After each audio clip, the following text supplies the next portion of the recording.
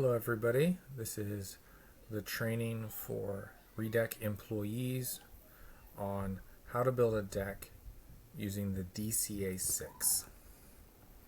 The DCA 6 is the code for Virginia, inside of Virginia, for building decks. You have your international building code, you have your Virginia building code, and then the DCA 6 is deck-specific building code written by our very own Virginia Tech, so that you do not have to get an engineer on deck-specific questions. This is what Blacksburg uses, Christiansburg, and Montgomery County. They all go by it, though Blacksburg is more strict. It's important that you know this code in general when you're making your planning, when you're doing your work, and when you're talking to an inspector, and the inspector sometimes gets it wrong, and you can defend yourself a little bit. Alright, so I'm going to go over the elements of a deck real quick, just for those who don't know, and so we can get our nomenclature and our jargon correct. Alright, if you'll follow my cursor, we'll just start at the top. Start at the bottom. I like to work from the bottom. At the bottom of a deck, you have the footing. The footing is 2 feet down. We'll get to the details of that. But the footing, you'll have a pier and then a post. We call these support posts. Sit on top of the footer. Then you have a beam post connection. And the beam here is made up of multiple ply. You have joists. You have blocking. You'll have deck boards, or deck floorboards to be specific. There's a rim joist that goes around the edge. There is guardrail posts. There is the guard rails, and then what we call the drink rail on top. Over here, what we do not use very often is a ledger board, which connects to the house without a post. And then over here is the house floor joist to give you a reference point. Those are just all the items of a deck. I should probably do a test on what all of those are. Alright, you could take some time and read through all of these elements here, but I'm going to go through and just highlight what's very relevant to us. It is a good idea to read through all their elements. Alright, I'm going to skip down real quick to these pictures here. Looking at this image here, figure 1B and figure 2, you'll see the different layouts for the different elements of the support structure.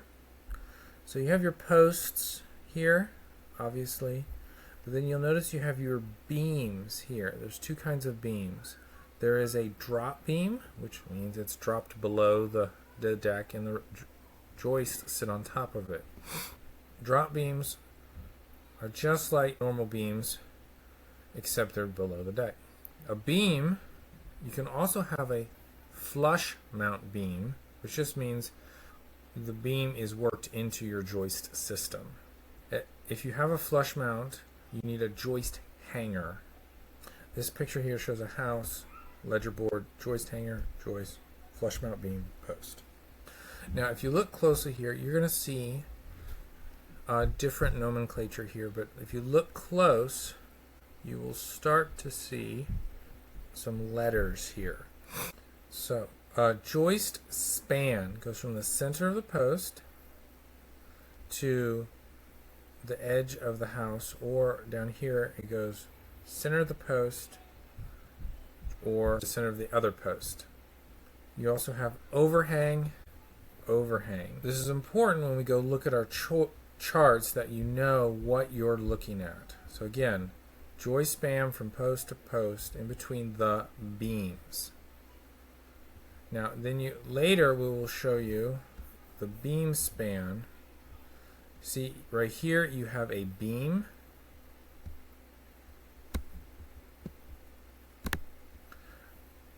You have a beam right here with, this is a drop beam, and there's joists above the drop beam. You have the beam, and the beam span you'll see here is from to here, here to here. Technically they show here that it's from edge to edge, but we're just going to pretend it's from middle to middle. Again, you have overhang. Now, it's important that you know what we're talking about with these different charts. And these charts are really the most technical you're going to have to get on this DCA 6. So you have your joist spacing. This is the maximum joist spans and overhang. This is to know what dimension joists you should be using. We typically use Southern Pine 2x10s. That gives us pretty much our max. Now, you'll see here that joist spacing, you have 12-inch, 16-inch, and 24-inch. We use almost always 16-inch because there's a couple of reasons for that, but mostly it gets us what we want. 24-inch joist spacing I don't like. It's not as sturdy, and in general you just can't put Trex over top of it. 12-inch is a little bit overkill, and we don't really need it. You come down here to 2x10, you come over here to 16-inch, your max span for joist is 14 feet. Now, what they have told us is if we get over 14 feet, we actually have to get an engineer. So if you're going past 14 feet on a joist span, we're going to need to confirm with the inspector that we can do that. Now, they haven't been very clear on it. Some don't even notice, some will make that point. But just think 14 feet is your max joist span. If you're going past that, we'll probably just bump it up to a 2x12. Now, over here on the overhangs, overhangs are important because if you look here, the overhang, it gives you some play where you can extend your deck, get a little more out of it, and I think it's actually stronger to have an overhang. But your max overhang per a 2x10 at 16 on center is 3 feet 5 inches. Okay, basically 3.5 feet. Just keep that in mind. If you're building a deck somewhere and all of a sudden you got a 4-foot overhang, you got problems. Or say you have a 2-foot overhang, but your joist system is only 9 feet. That's a problem. So remember, joist is from beam to beam is the allowable span. Overhang goes past it and it goes from beam to empty space. Alright, so let's say we choose 12-foot joist span. This is what we're building our deck. Come down here, we'll look at our beams. Now, normally our beams we just use 2x10 Southern Pine. That gives us, now what we're going to do is we're going to, just like a graph, you go over here and you look at your 12-foot joist span. Remember, we chose 12 foot as an example. 12-foot joist span. We take it down here and we reference it to the 2x10s. That gives us 7-foot beam span with a 2x10s. That ends up being our normal. So in general, if you don't know what we're doing, on average it tends to be our beam spans are 7 feet on center. That gives us room because the book says 7 feet to the edge, 7 foot 1 inch to the edges of the post. Remember, this is from post to post holding up the beam. If you do 7 foot to the center of those posts, you should be just fine.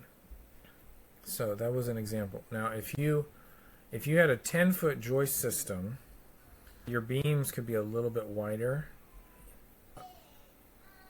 8 foot obviously wider. 6 foot, it gets really wide at 6 feet. But generally speaking, most of our decks are in the 10 to 12 range. So you should expect that it's going to be 7 foot on center. Now, let's say you're doing a 14-foot joist span. You're going to have to drop your post width down to 6 foot 6 inches between posts. That can end up being a lot of posts if you have a long deck. So it might be worth it, and you can always gauge, kind of take a look at it. It might be worth switching to just 3 2x10s. That gives you 8 feet 3 inches on center from post to post. And that is a lot cheaper. Doing a 3-ply beam is a lot cheaper than digging a couple extra holes. And people just prefer having less posts beneath their deck anyway. Where you be careful though is when you're attaching those beams, and we'll get to that in a minute, you have a certain schedule for screwing those 3-ply beams together, and they have to be inspectable. So if you're doing 3 beams ply and you put your screws on the inside and you can only see them from you can't see them from the outside, well, your inspector's going to come along and be like, I need to see screw heads, so you have to add more. Just keep that in mind, that if you just do the screws from the outside going in, they can see it and you're good to go. Alright, we'll come back to that in a minute. So on average, you're going to have 2 2x10s 7 feet apart. We would also like to do LVLs occasionally, and those are manufactured beams that we get a manufacturer engineered plan, and those can go much farther, and they come in different shapes and sizes. But the inspector will need to see the engineering behind that paperwork. LVLs are similar to the glued laminate timber beam spans, but they are not the same. I made this mistake early on. LVL is different than similar but different. They're all custom. All right, going here, beam span again. Remember your beam span, the 2 posts holding up each beam. Now, something is very important, and I've caught a couple people on this, is this. You see that right there, the beam splice? You can splice beams, but anywhere there is a splice or a seam, it has to be over a post. Okay? And it cannot be on an exterior post. What that means is, let's say you have a beam going across here, and you have an overhang on each side of the beam. That's perfectly fine. It's just your overhang cannot be more than this beam span divided by 4. See right here? LB divided by 4, max overhang. So let's say if it sticks over past the beam by 2 feet, this in here had better be 8 feet at least to get that overhang. And I think they all have a max overhang up there. I think it says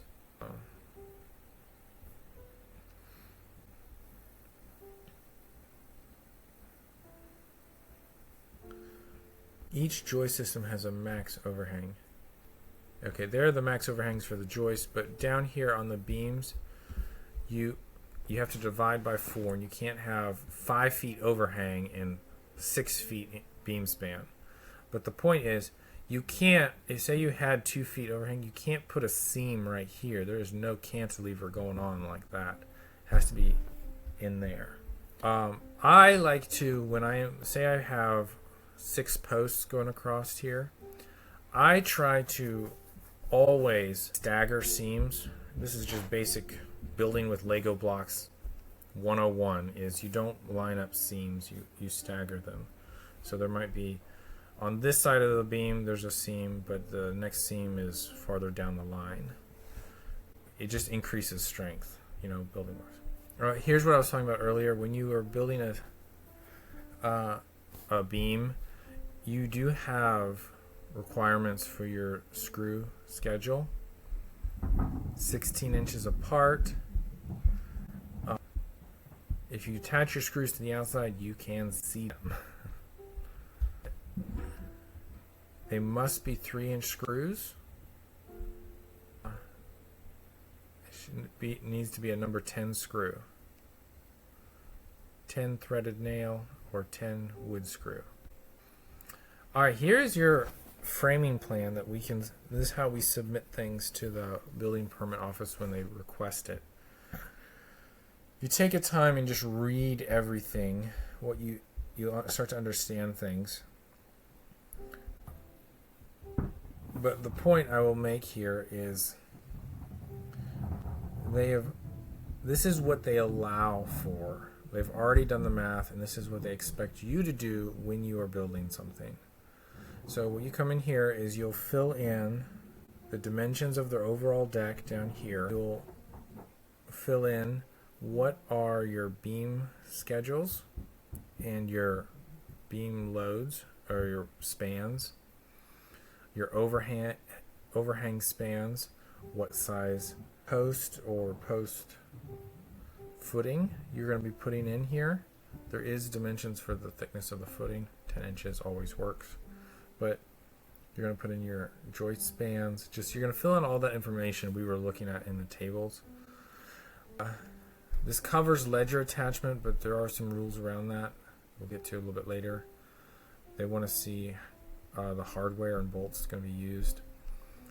You'll see here that oftentimes you have a chimney or bay window on your deck, and how do you build around it? This is how you do it. You do a triple beam right here, and then you do a double here just using joist hangers. They have joist hangers for all of this. That's how you do it. So you do triple, double. That's how you get around a window. Just so you know. Triple, double. This is how you attach joists to a beam.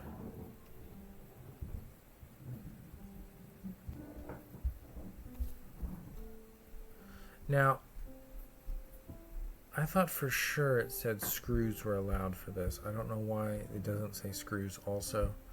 Joey in Christiansburg called us out on this. I don't know why. But they do require 3 nails, 2 on one side, 1 on the other, to attach this beam together. This is the easiest way. I'm pretty sure we can use screws. We need to confirm that with Joey. But you can also do this, which these take a long time, these hurricane clips. I'd much rather just 3 screws. Over here, the option 3 is joist hanger, obviously. We do that whenever there's a flush mount beam. These are approved joist hangers down here. All right, so when you're attaching a beam to a post, there's two ways to do it. One is you can use approved hardware like hurricane clips. We call them H brackets or saddle brackets. The point they make here is your beam must be transferring load directly to the post, meaning you cannot transfer the load using bolts. That's how they used to do it, and you can see how that just makes it over the life of it a lot safer. Just as things wear and die and rot, you just get a lot more life out of it later years. And you see here they have cut out, you can notch out a post and put bolts through both. They require some specific measurements here. You cannot be closer than 2 inches to the side of your post or beam so you don't get splitting. You must stick out past the post 3/4 of an inch. You must have a bolt and nut and washer, or bolt head and washer, on both sides. This is why we don't use carriage bolts anymore with the smooth side. They require a washer on both sides. And it is not a lag. A lag means it's got a pointy screw. It is a through bolt. Alright, that covers most of the framing. We're going to move on down to the flooring and guardrail posts.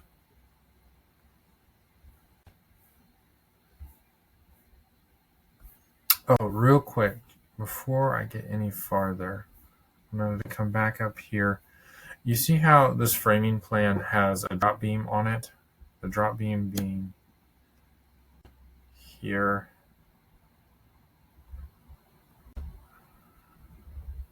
Right there. There's a drop beam going underneath the deck. You will also want to have blocking. That's just a piece of 2x10 to go in between the joists over top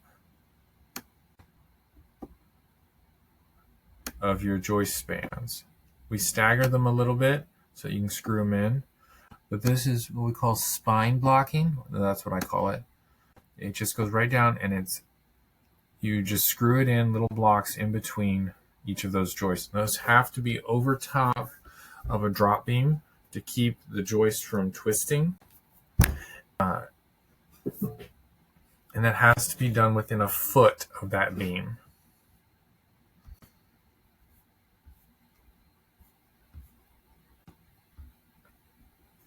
There's the joists, the floorboards. I'm going to come down here. This is a little table to show you how tall your posts can be. We just use 6x6 posts, and we do 24-inch footers, 24-inch wide. But in certain circumstances, when you have a larger beam span, you might start needing to put bigger footers in. But normally speaking, 24 by 24 holes, 10 inches thick, will be just fine. All right, this is a footing. All right, going back to our deck, this is a footing that holds up the support post. This diagram here, you see you have a post. You have a post coming down here. And then this area, you can see the aggregate in it. This area here is the concrete. They have multiple ways of doing the footers. They give you different options. The way we typically do it is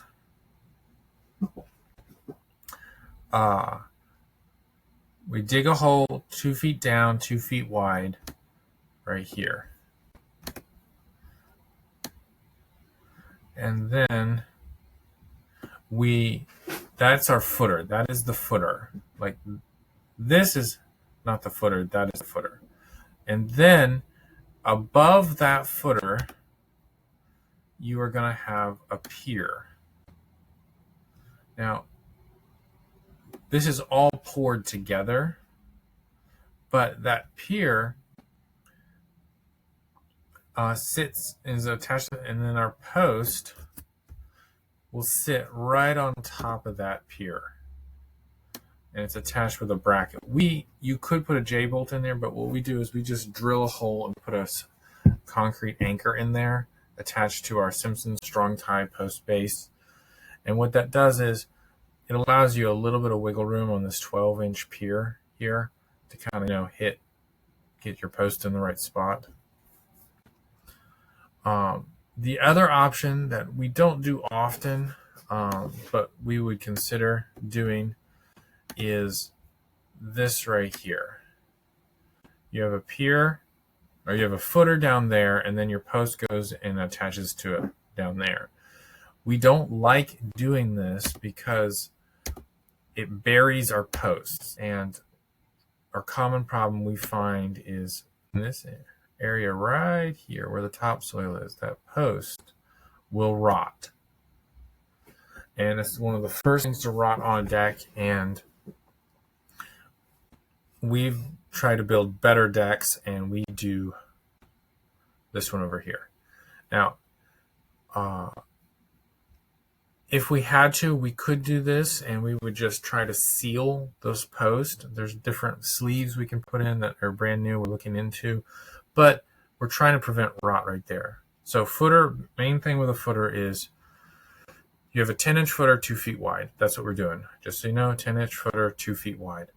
And the really important thing that inspectors want to see is that it's 2 feet wide, and that underneath the footer, it has to be undisturbed soil, which means if they're building a house and they push, a lot of times they'll push the grade out as they dig out the foundation, and sometimes the soil will have been recently disturbed on new houses and things. And if it's not solid soil right here, it will sink over time. So Remember, undisturbed soil 2 feet down. The footer will be 12 inches thick and the pier is 12 inches wide. I'm sorry, 10 inches thick, pier is 12 inches wide. There is another option. We don't use it very often, where you put your post in down. It sits on gravel down here. You need 4 inches of gravel, like 57 rocks is what they're called. And then you have your post, and then in your post you have this piece of rebar, 1/2 inch rebar right there. It just sticks into your post, and then it locks into the concrete. I actually did this on my house. And I poured the concrete up all the way above grade so the water sheds away. The only thing is with this, it does require an extra inspection. The inspector needs to see, not only does he need to see the undisturbed soil before you put it in, but he also needs to see,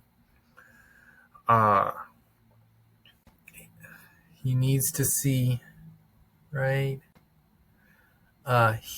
Here, he needs to see the rebar is in there before you pour the concrete. So to get him in there,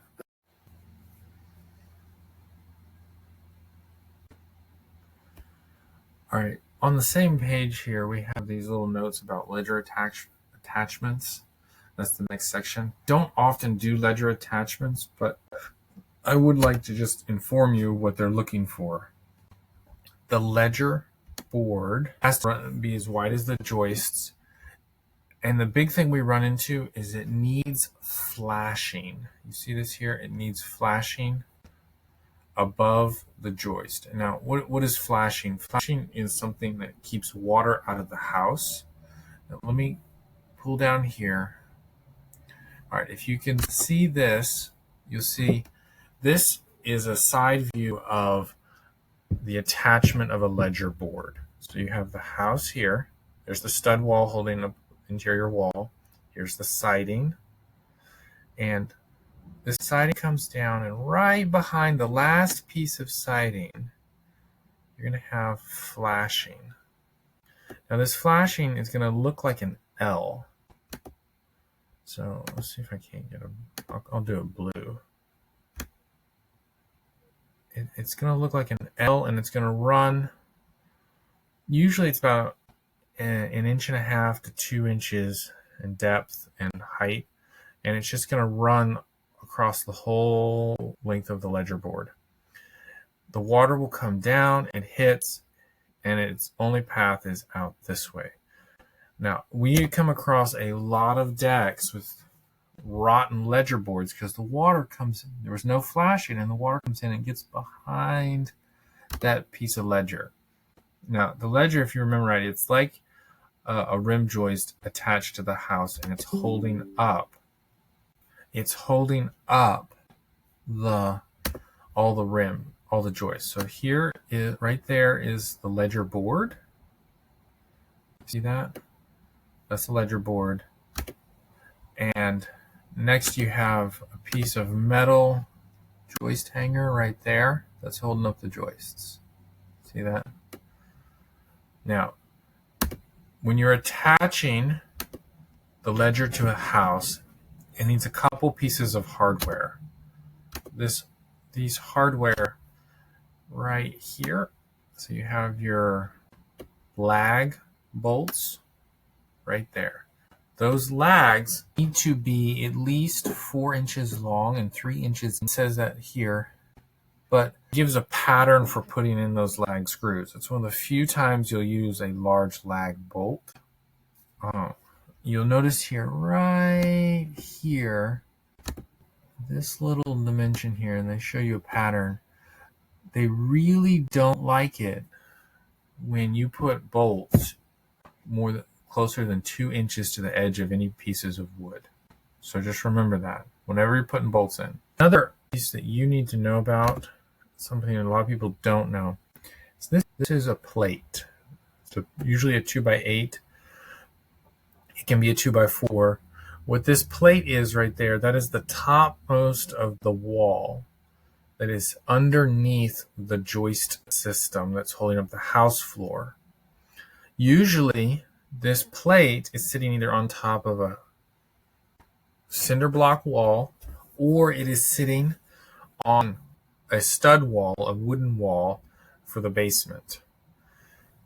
Now that's important. That plate is what we use for our tension ties. Now I'm going to scroll down here just a little bit. There is another form of ledger attachment, which we actually really like. And this ledger attachment is concrete wall ledger attachment. That sometimes can be a great option.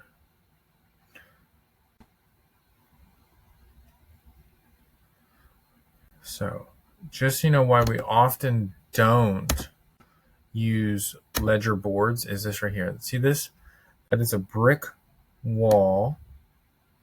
And this is how they used to do decks all the time, and they'd attach the deck to the brick wall. But what you don't know about brick is more of a siding than a structural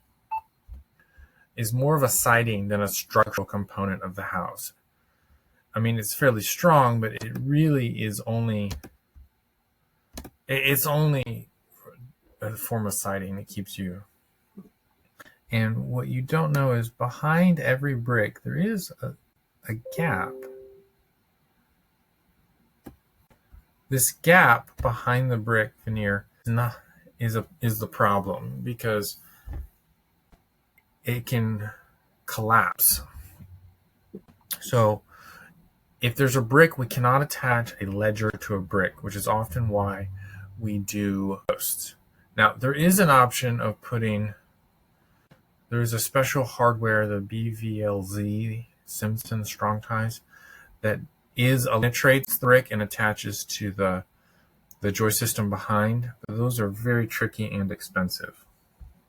Also, one little note is another reason we don't do ledgers. This is a very strict thing here. You cannot attach a ledger to a overhang, a cantilevered house. You see that house? It's overhanging. So there's a certain style of house, particularly split levels, that have this cantilever. It just doesn't work. You cannot do it. And if you ever are looking at that and saying, oh, there's a cantilever anywhere, you cannot have structural load bearing down on a cantilever, including your deck. So if you have a roof above your deck, you cannot be using a cantilever to hold up that roof. It has to go directly to posts. All right. Here's that diagram of the ledger board flag screws that fasten to the house. They give you very specific requirements. It has to be a 1/2 inch at least. It needs to have a washer on it, by the way. You'll notice that. 5 inches. Why do you think they have 5 inches there? That is so that you are not splitting. Now, this is good carpentry 101. Do not line up your screws. If you're lining up your screws here, you have wood grain going this way that could split ledger board. So if you have them too close in line on the same grain pattern, you can split them. Just remember that forever. That's why you'll see on a lot of the Simpson Strong Tie hardware, the holes are randomized to keep you from trying to split your wood. You can see the lag screw here. It's a 1/2 inch shank that gets through the board, and this sticks into the joist system on the house. I'm not going to go into too much detail because we'll be so rarely doing that.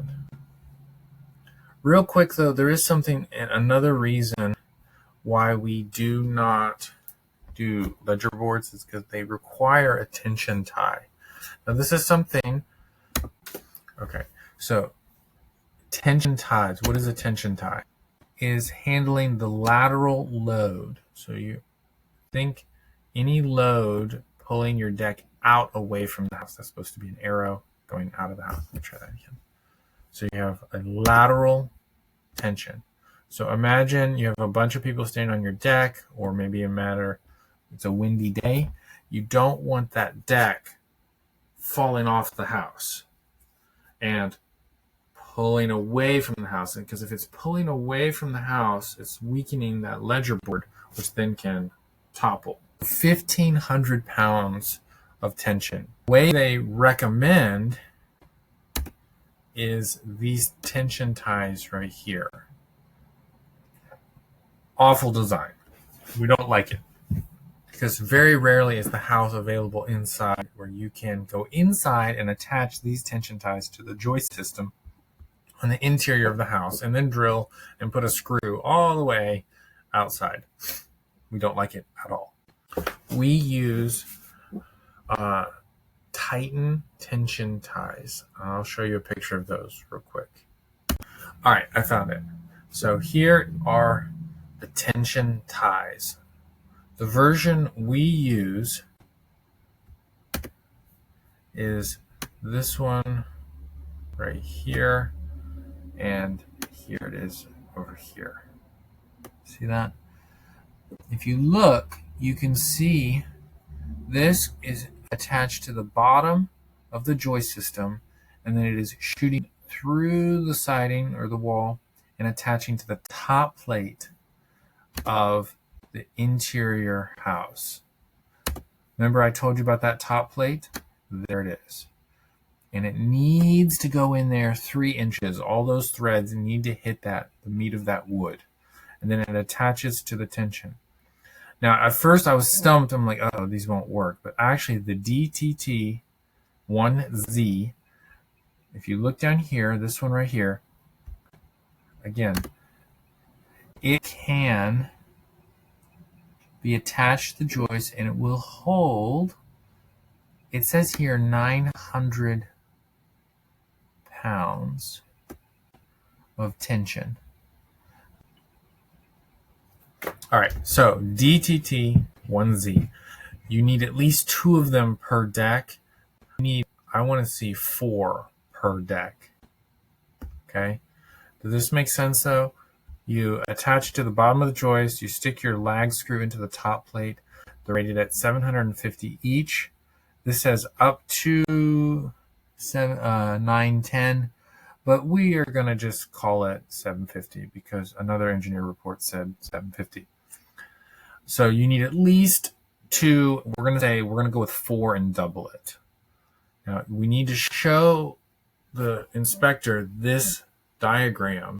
So you need to have an installation guide with you because this falls outside of DCA 6, but it has been engineered to meet the code and the requirements.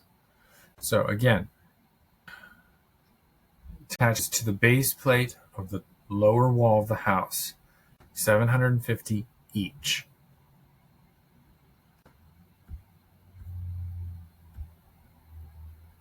We're going to go back over to here. All right, tension. Going down some more. Now, all of this is irrelevant if you're doing a freestanding deck, which we talked about earlier. And the way you handle the tension or the lateral load is with your angle bracing, your 45-degree angle bracing, 2x4 or 4x4s. All right, now we are going to talk about guardrails. These wooden guardrails. Let's see if I can get a little bit closer.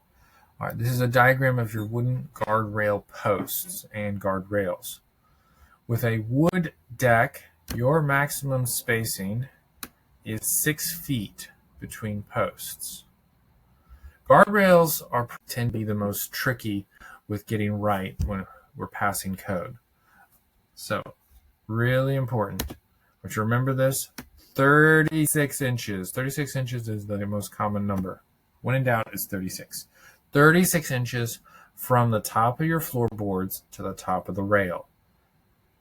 Not 35 and a half, 36.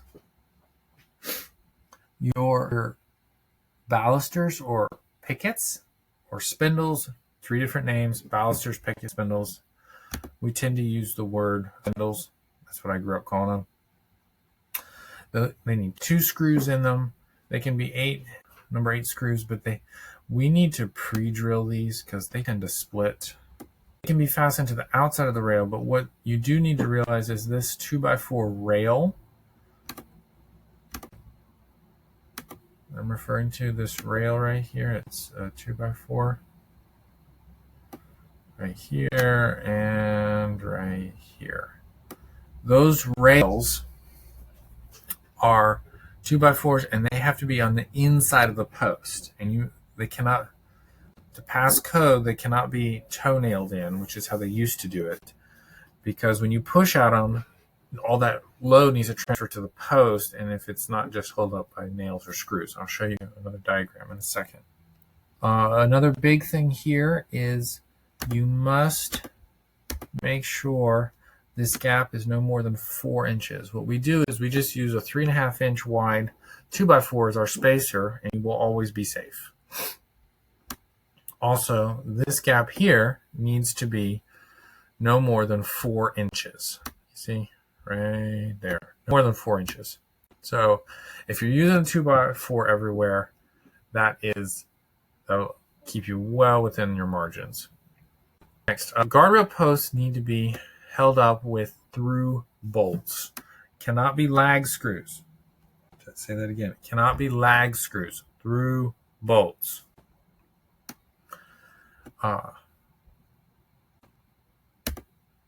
Through bolts.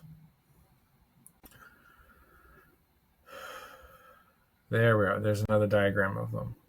All right, you see, typically with your guardrail posts, without the Simpson strong ties, the through locks, we would have to do through bolts and have tension ties again on the inside.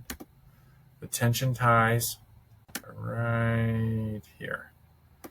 But we don't want to use tension ties because it's just very expensive and a lot of work. What we use is 3 through bolts. Now the through bolts, 3 of them replace 2 half-inch bolts. They're designed, and to do that properly, we do a box blocking method. Now the box blocking method doesn't have the tension ties and locking. So instead of doing these hardware here, we do an extra piece of blocking here.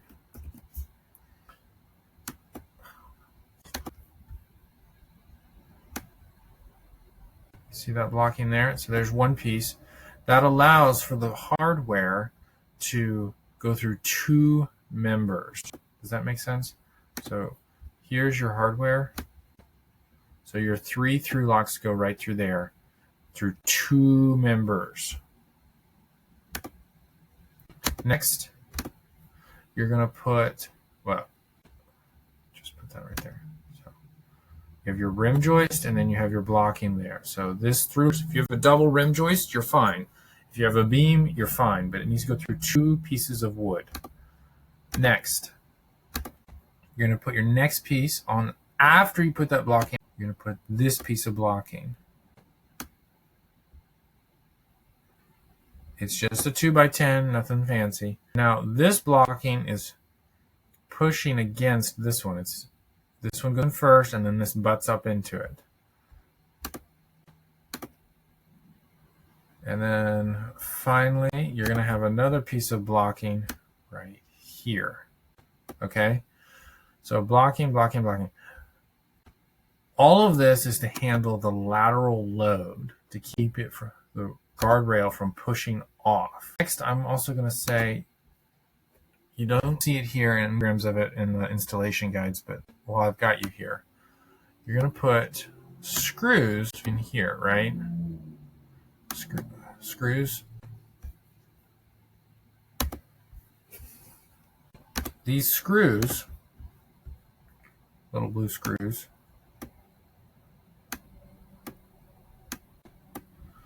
you're going to need 10 of these screws, okay? 10 screws go into this block. Here, and here. 10 screws. 3 through lock bolts there, 10 screws here, and then screws holding this blocking in. Why? I don't know. They're really picky.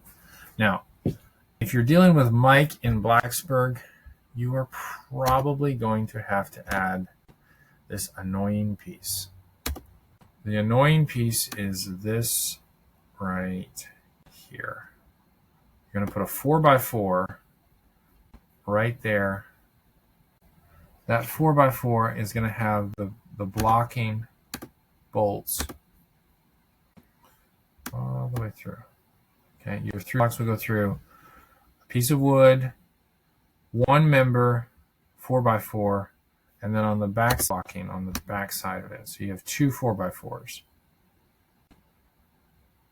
And this piece right there doesn't exist.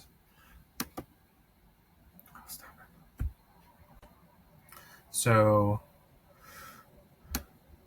yeah, so that's what it would look like if, in certain cases, you have 4x4, little blocky 4x4, maybe 10 inches tall, with the 3 through bolts going through, and then you're going to have a piece of do your box blocking behind that. That's where you need a 9.5 inch through locks.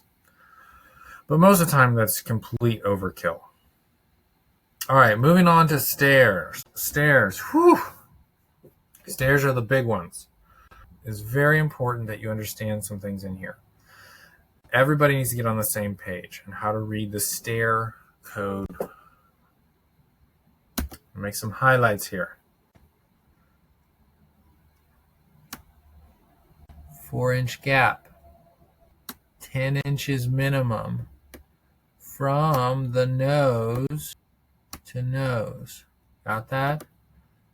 7 3/4 maximum rise. Shall not deviate 3/8 of an inch. What does that mean? They measure this one and they measure that one, or they measure this one and they measure that one.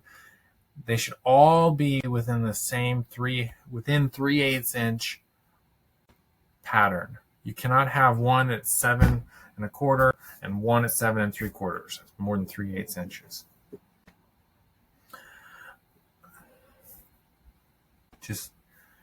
I can't stress this enough. You've got to be careful. There are some areas of the deck throwing blocking in where you can go quickly and it's not that big a deal.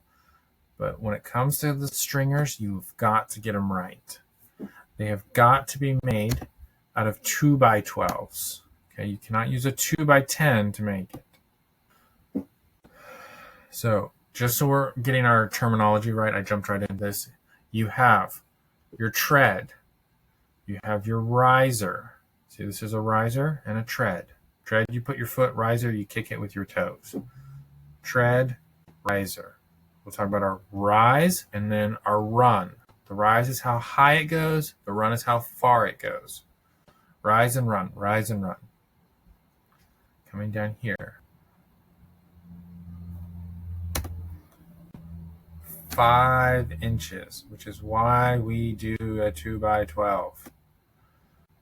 Your maximum span for a stringer that is notched is 6 feet.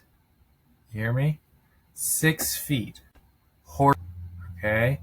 So from the nose to the back, 6 feet. That's why we put our middle supports in. There are 2 ways to do it. Don't typically do it this way for multiple reasons, but you can also do a solid stringer, which has a 13-foot, 3-inch span, which is a lot longer. But when you do that, what you do is for a solid, you have your tread, then you have your little blocking there. The way we do it is 18-inch. We do 16-inch.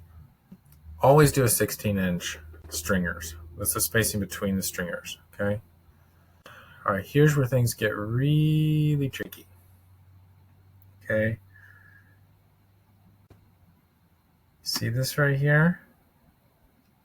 6-inch sphere, think baby's head, shall not pass through the bottom there. Also, you cannot have more than 4 inches there. And then the one we always seem to get caught on is this 34 inches from the nose to the top.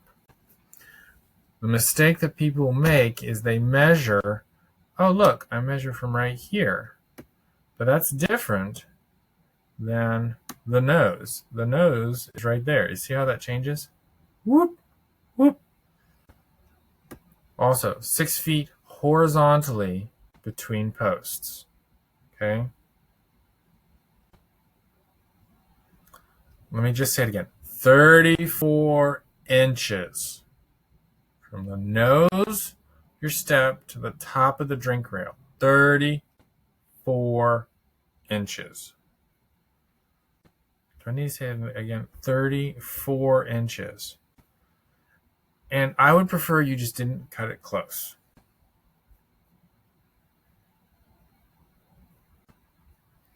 All right, here is something that you probably didn't know or were wondering about.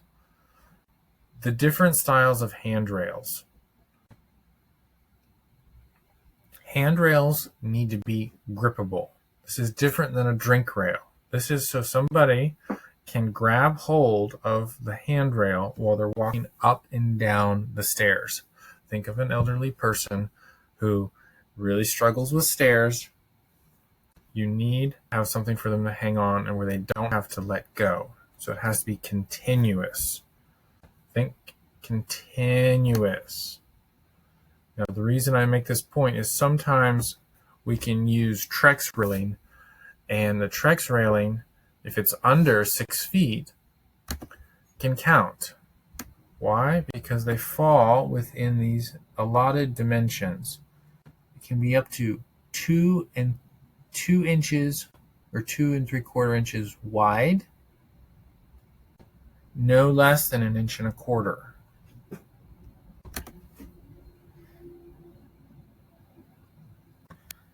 Now, depending on who's inspecting us, Trex count. Though we've had them not count before. But if they're going to pick on you, this is where they're going to pick on you. Otherwise, we have to build a railing. We use metal railings or wooden railings. Notice something right here. It has to return to the deck. You can't just have it sticking out there because people get their clothing caught on it and stuff. It has to return to the handrail. And it has to have a support holding up every 6 feet, holding up this handrail, this grippable handrail. Also, something that we've been caught before is this right here. You have to have a minimum of 1.5 inches.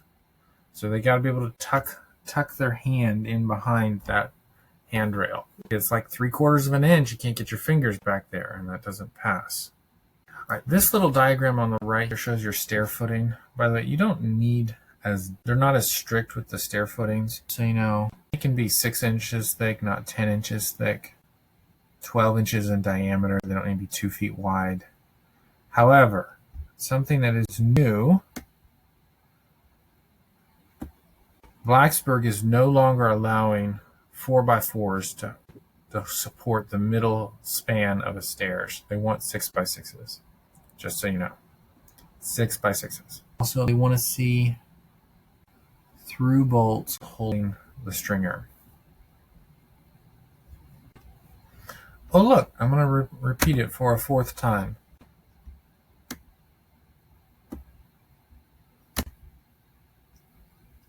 "34 inches, your handrail, your ADA handrail." Again, 34 to 38 inches. Can't be 5 feet tall. It can't be 2 feet tall. It's got to be between 34 and 38 inches. When I come onto your job site and inspect your decks, 34 to 38 inches.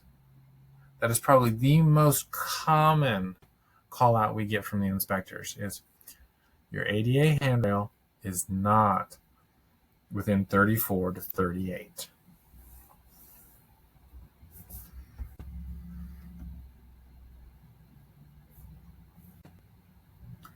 All right, you guys, I want to show you something real quick. You see your stringer right here?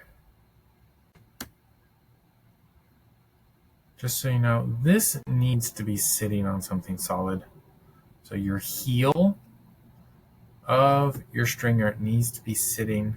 That's the heel. That's what we call the heel right there. I call this this part, the heel, it needs to be sitting on something solid, okay? This nose, the nose of the up here is very weak because your grain of your wood is running this way, okay? The grain of the wood runs this way. So all the strength is right there. Very little strength is right there. Oftentimes we come across decks where that nose is just broken off. And if that's the only thing holding up the deck, you're in trouble.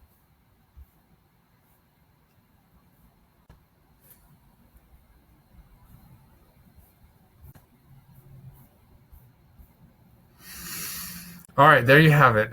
Your deck is built according to the DCA 6. One last thing. I know I've said it. I'm going to say it again. 36 inches. 36 inches. The first thing I do, I'm going to come onto your deck when I'm inspecting, is I'm going to go up to your stairs. I'm going to measure from the nose to the top of the handrail. And then I'm going to measure the width between, the rails. 36 inches, 34 inches, 36 inches. Then I'm going to go measure your gaps to see if you have any gaps. I've gotten pretty good at eyeballing them now. Just so you know, you make a fist, that's about 3.5 inches. So if you walk up to it and your fist should just barely fit through the gap between your rails, where those spindles are. This is about 36 inches. All right, that concludes our training for today. Thank you.